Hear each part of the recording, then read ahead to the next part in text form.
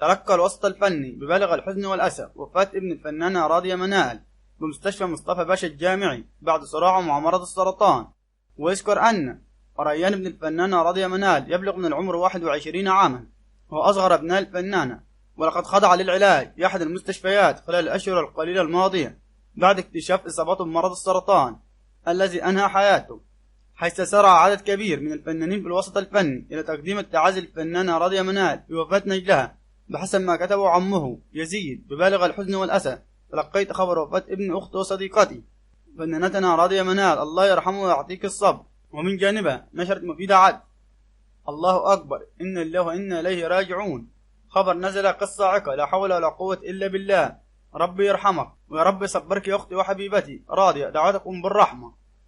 كما كتبت الفنانة عايدة عبسبة: فجاء أصابت أختنا المحترمة الفنانة راضية منال بوفاة ابنها بعد صراع طويل مع المرض، يعجز اللسان عن التعبير وعن مدح حرقتنا ووجعنا، ربنا صبرك يا غالية، كنت بطلة في مشوارك معاه أثناء مرضه إلى أنه توفى بين يديك، وهو ما يغلاش على اللي خلقه، وانت ربنا يصبرك وتكون آخر الأحزان، ترحموا عليه روح الطيبة، نسألكم الفاتحة.